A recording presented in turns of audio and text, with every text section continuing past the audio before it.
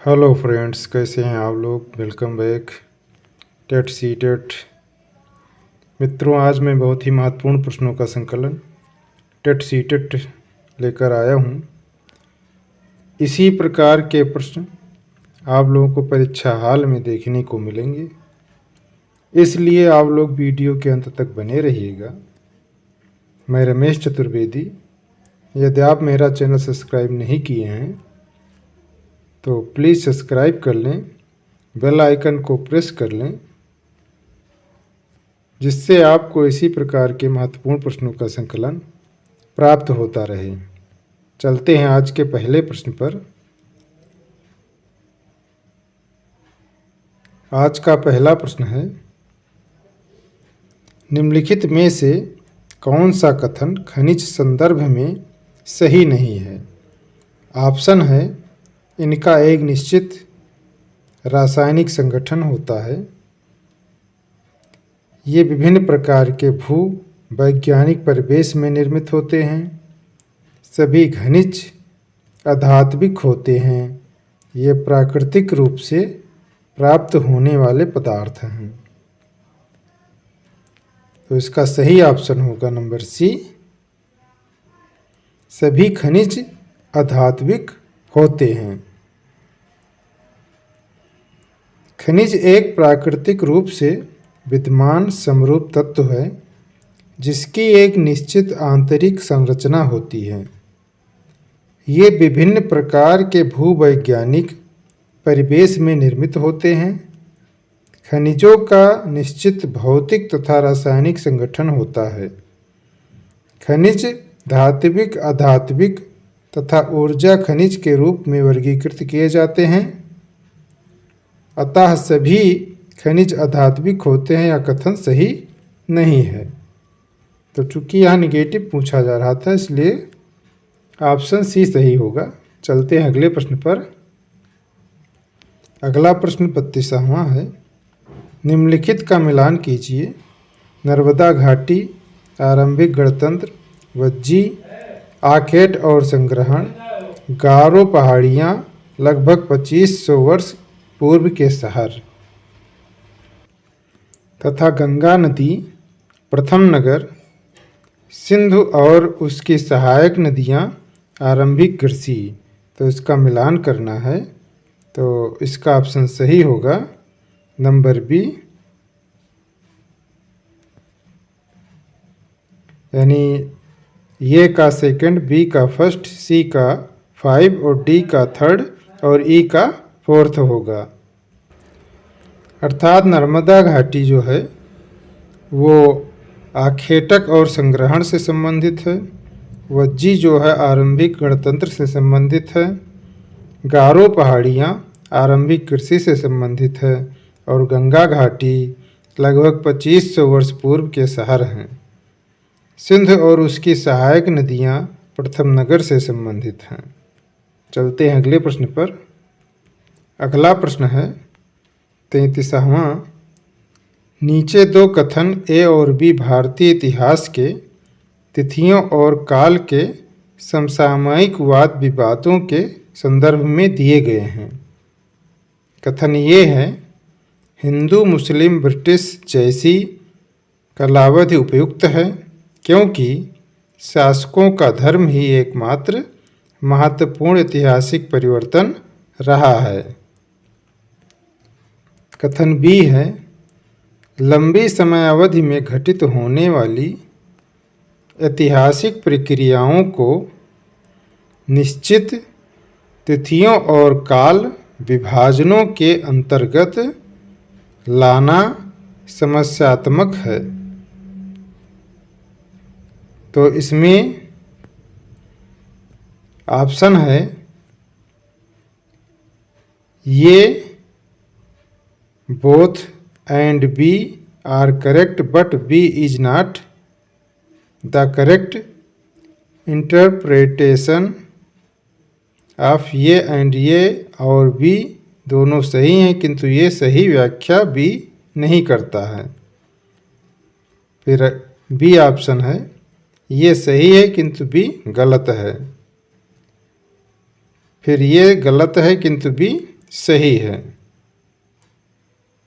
ये और भी दोनों सही है तथा ये की सही व्याख्या भी नहीं है। तो इसका ऑप्शन सही होगा नंबर सी। ये गलत है किंतु भी सही है। उपयुक्त प्रश्न में कथन ये गलत है किंतु कथन भी सही है, क्योंकि 19वीं सदी के मध्य में अंग्रेज इतिहासकारों ने भारत के इतिहास को 3 युगों में बांटा था, हिंदू, मुस्लिम और ब्रिटिश। यह विभाजन इस विचार पर आधारित था कि शासकों का धर्म ही एकमात्र महत्वपूर्ण ऐतिहासिक परिवर्तन होता है और अर्थव्यवस्था, समाज और संस्कृति में कोई भी महत्वपूर्ण बदलाव नहीं आता। इस दृष्टिकोण में इस महाद्वीप की अपार विविधता की भी उपेक्षा हो जाती थी। इस काल विभाजन को आज बहुत कम इतिहासकार ही स्वीकार करते हैं। अधिकतर इतिहासकार आर्थिक तथा सामाजिक कारकों के आधार पर ही अतीत के विभिन्न कालखंडों की विशेषताएं तय करते हैं। चलते हैं अगले प्रश्न पर। अगला प्रश्न है 34वां। नीचे तो कथन 19वीं शताब्दी में नई लोकप्रिय भारतीय कला के संदर्भ में है। कथन ये है, कई चित्रों में अपने आसपास के बदलावों का उपहास किया गया। अंग्रेजी भाषी लोगों के नए शौकों का मजाक तथा औरतों को घर से बाहर न निकलने की सलाह दी गई। फिर कथन भी है, राष्ट्रवादी विचारों को अभिव्यक्त करने और लोगों को ब्रिटिश शासन के खिलाफ उद्वेलित करने के लिए छवियों का इस्तेमाल किया जाता था। ऑप्शन है ये और भी दोनों सही है किंतु ये की सही व्याख्या भी नहीं है। ये सही है किंतु भी गलत है। ये गलत है किंतु भी सही है। ये और भी दोनों सही है तथा ये सही व्याख्या भी की नहीं है। तो इसका ऑप्शन सही होगा नंबर ये, दोनों सही है किंतु ये की सही व्याख्या भी नहीं है। उपयुक्त प्रश्न में कथन ये और भी दोनों सही है किंतु ये की सही व्याख्या भी नहीं है। 19वीं शताब्दी में नई लोकप्रिय भारतीय कला में कलाकार एल्गो इंडियन स्टाइल में चित्रण करते थे, जिसमें पूर्व पाश्चात्य मिश्रण के आधार पर पशु पक्षी, प्राकृतिक चित्र, भारतीय जीवन से संबंधित चित्र, जिसमें अंग्रेजों के अधीनस्थ भारतीय दासों एवं सेवकों के जीवन का प्रगटीकरण किया गया है, बनाए जाते थे। कई चित्रों में अपने आसपास के बदलावों का उपहास किया गया तथा अंग्रेजी भाषी लोगों के नए शौकों का मजाक बनाया गया था। इसके अतिरिक्त इन चित्रों में भ्रष्ट पुजारियों की आलोचना की गई और औरतों को घर से बाहर न निकलने की सलाह दी गई। दूसरी ओर 19वीं शताब्दी के आखिर में ऐसे चित्रों का भी निर्माण किया जाने लगा जिसमें राष्ट्रवादी भावनाएं मुखर हुईं और ब्रिटिश शासन के खिलाफ जनमानस को उद्वेलित करने में महत्वपूर्ण भूमिका निभाई। चलते हैं अगले प्रश्न पर। अगला प्रश्न 35वां है। भारत में आरंभिक मानवों पर समझ के लिए निम्नलिखित में से किसे एक प्राथमिक स्रोत माना जा सकता है। ऑप्शन है गिरनार का शैल अभिलेख, पातशाहनामा चित्रकला, मध्य प्रदेश की शैल चित्रकला या कांगड़ा शैली की चित्रकला। इसका ऑप्शन सही होगा नंबर सी, मध्य प्रदेश की शैल चित्रकला।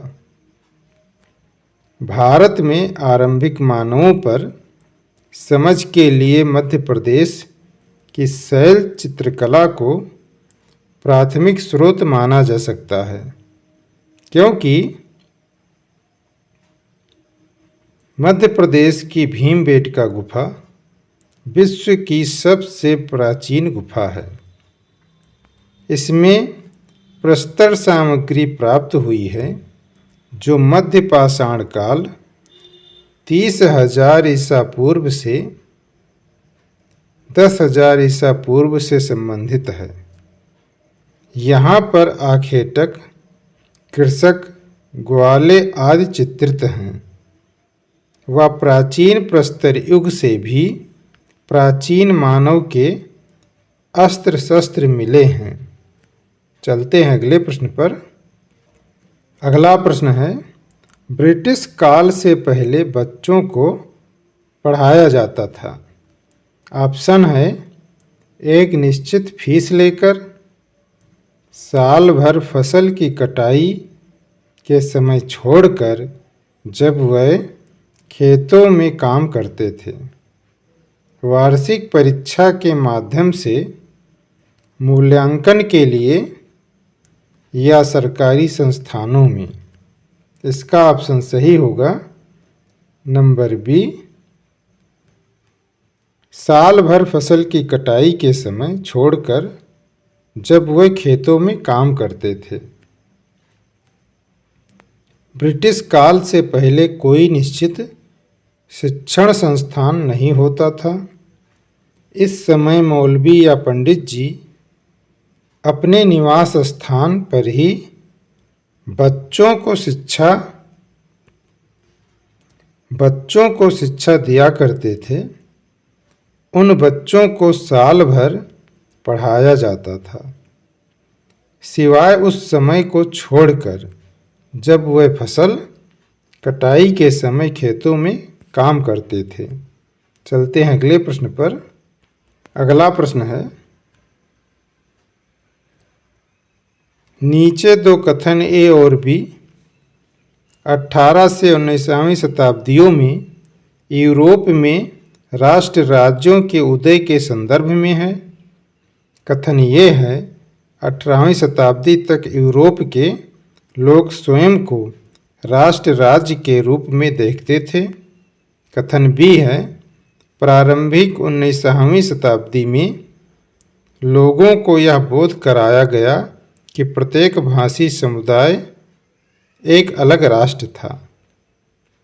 ऑप्शन है ये और बी दोनों सही है, किंतु ये की सही व्याख्या बी नहीं है।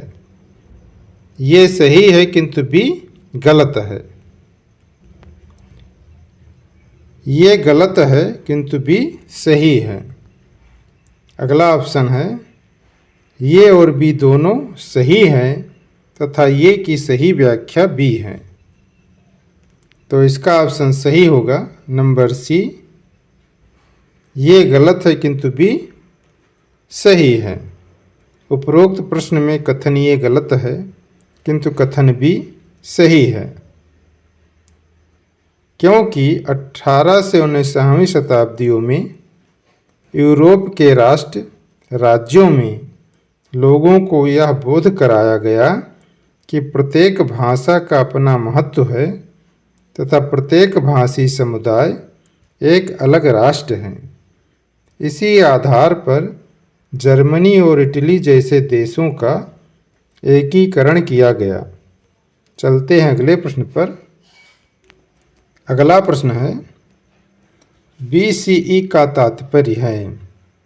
ऑप्शन है before common era, before Caesar era, before contemporary era या बिफोर क्रिश्चियन एरा। तो इसका ऑप्शन सही होगा number A, before common era. BCE का तात्पर्य बिफोर कॉमन एरा है। ज्ञातव्य है कि BC हिंदी में ईसा पूर्व का तात्पर्य बिफोर क्राइस्ट यानी ईसा पूर्व होता है। अंग्रेजी में AD, हिंदी में ईस्वी का तात्पर्य एनो डोमिनी है, जो 2 लैटिन शब्दों से बना है तथा इसका तात्पर्य ईसा मसीह के जन्म के वर्ष से है। कभी कभी AD की जगह CE तथा BC की जगह BCE का प्रयोग होता है। CE अक्षरों का प्रयोग कॉमन एरा तथा BCE का प्रयोग बिफोर कॉमन एरा के लिए होता है। हम इन शब्दों का प्रयोग इसलिए करते हैं क्योंकि विश्व के अधिकांश देशों में अब इस कैलेंडर का प्रयोग सामान्य हो गया है। भारत में तिथियों के इस रूप का प्रयोग लगभग 200 वर्ष पूर्व आरंभ हुआ था। चलते हैं अगले प्रश्न पर।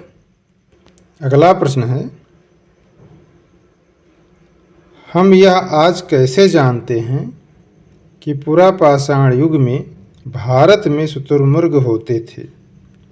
ऑप्शन है, महाराष्ट्र के पटने पुरास्थल से शुतुरमुर्ग के अंडों के अवशेष मिले हैं।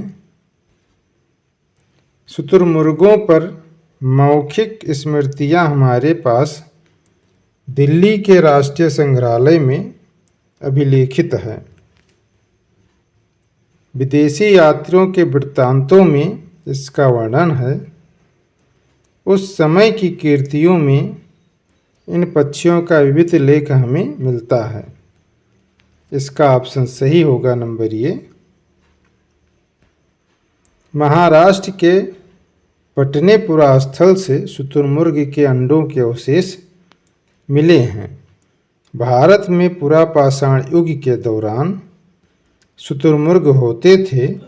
महाराष्ट्र के पटने पुरास्थल से शुतुरमुर्ग के अंडों के अवशेष मिले हैं। इनके कुछ छिलकों पर चित्रांकन भी मिलता है। इन अंडों से मन के भी बनाए जाते थे। चलते हैं अगले प्रश्न पर। अगला प्रश्न है, हड़प्पा सभ्यता की पतन कैसे हुआ? ऑप्शन है, ऐसा लगता है कि शासकों का नियंत्रण समाप्त हो गया, जंगलों का विनाश हो गया होगा, सभ्यता के पूरे क्षेत्र में बाढ़ आ गई होगी, संभवतः नदियां सूख गई होंगी। तो इसका ऑप्शन सही होगा। इसका ऑप्शन सही होगा। सही व्याख्या का चयन करें। ऑप्शन है ABC, ABD, ACD, BCD या ABC। तो इसका ऑप्शन सही होगा नंबर ए, ABD। हड़प्पा सभ्यता का उदय 2600 ईसा पूर्व से 1900 ईसा पूर्व के दौरान माना जाता है। लगभग 3900 साल पहले इस सभ्यता का पतन माना जाता है। विद्वानों के मतानुसार इसके निम्नलिखित कारण हो सकते हैं। ऑप्शन है, नदियाँ सूख गई थी, जंगलों का विनाश हो गया था, मवेशियों के बड़े बड़े झुंडों से चारागाह और घास वाले मैदान समाप्त हो गए थे, नदियाँ सूख गई थीं, जंगलों का विनाश हो गया था, मवेशियों के बड़े बड़े झुंडों से चारागाह और घास वाले मैदान समाप्त हो गए थे। कुछ इलाकों में बाढ़ आ गई थी। बाढ़ और नदियों के सूखने का असर कुछ ही इलाकों में हुआ होगा, क्योंकि सभी हड़प्पा कालीन नगर नदियों के किनारे नहीं बसे थे। शासकों का नियंत्रण समाप्त हो गया होगा। चलते हैं अगले प्रश्न पर। अगला प्रश्न है, महायान बौद्ध धर्म के अंतर्गत बुद्ध की प्रतिमाएं बनाई जाने लगीं। बोधिसत्वों को नहीं स्वीकारा गया क्योंकि उन्हें अभी भी ज्ञान प्राप्त करना बाकी था। मूर्तिकला के केंद्रों के रूप में मथुरा एवं तक्षशिला का पतन हुआ। मूर्तियों में बुद्ध की उपस्थिति सिर्फ कुछ संकेतों के माध्यम से दर्शाई जाती थी। तो इसका ऑप्शन सही होगा नंबर ए, बुद्ध की प्रतिमाएं बनाई जाने लगीं। महायान वर्तमान काल में बौद्ध धर्म की दो प्रमुख शाखाओं में से एक है। महायान बौद्ध धर्म के अंतर्गत बुद्ध की संपूर्ण प्रतिमाएं बनाई जाने लगी थीं, न कि मूर्तियों में बुद्ध की उपस्थिति सिर्फ कुछ संकेतों के माध्यम से दर्शाई जाती थी। इस शाखा में ऐसे प्राणी जो निर्वाण पा चुके हैं उन्हें बोधिसत्व के रूप में स्वीकार किया गया, जो प्रेरणा और सहायता के लिए उपस्थित रहते थे। चलते हैं अगले प्रश्न पर। अगला प्रश्न है, खिलजी और तुगलक वंश के अंतर्गत प्रशासन और समेकन के संदर्भ में सही क्या है? ऑप्शन है, गंगा के मैदानी इलाके के घने जंगलों वाले क्षेत्र को पहली बार बैठा गया। दिल्ली से बंगाल जैसे सुदूर प्रांतों का नियंत्रण कठिन था। अलाउद्दीन खिलजी और मोहम्मद तुगलक गंगा के मैदानी इलाकों पर जोर जबरदस्ती अपना अधिकार लंबे समय तक रख पाए। उपमहाद्वीप का काफ़ी बड़ा हिस्सा दिल्ली के सुल्तानों के अधिकार में रहा है। चलते हैं अगले प्रश्न पर। तो इसका उत्तर सही होगा नंबर बी, दिल्ली में बंगाल जैसे सुदूर प्रांतों का नियंत्रण कठिन था। खिलजी और तुगलक वंश के अंतर्गत प्रशासन और समेकन के संदर्भ में निम्न कथन सही है। गंगा के मैदानी इलाकों में घने जंगलों वाले क्षेत्र थे, जिनको बैठने भेदने में सुल्तान की सेनाएं अक्षम थीं। दिल्ली से बंगाल जैसे सुदूर प्रांतों का नियंत्रण कठिन था और दक्षिण भारत की विजय के तुरंत बाद ही वह पूरा क्षेत्र फिर से स्वतंत्र हो गया था। अलाउद्दीन खिलजी और मोहम्मद तुगलक गंगा के मैदानी इलाकों पर जोर जबरदस्ती कर अपना अधिकार तो जमा लेते थे, पर वह अधिकार कुछ ही समय तक रह पाता था। उपमहाद्वीप का काफ़ी बड़ा हिस्सा दिल्ली के सुल्तानों के अधिकार से बाहर ही था। चलते हैं अगले प्रश्न पर। तो मित्रों, यह वीडियो यहीं पर समाप्त होता है। यह वीडियो कैसा लगा कमेंट बॉक्स में ज़रूर लिखिएगा। यदि अच्छा लगा हो तो प्लीज़ लाइक शेयर सब्सक्राइब ज़रूर करें और प्रश्नों को लिखा करो, क्योंकि लिखने से जल्दी याद हो जाते हैं। अपनी डेली लाइफ में कोई ना कोई टारगेट ज़रूर रखिए, जिसे पूरा करने का भरसक प्रयास कीजिए, जिससे आपकी लाइफ ऑटोमेटिकली अच्छी हो जाएगी। तो अपनी तैयारी करते रहिए। मिलेंगे अगले वीडियो में। बहुत बहुत धन्यवाद।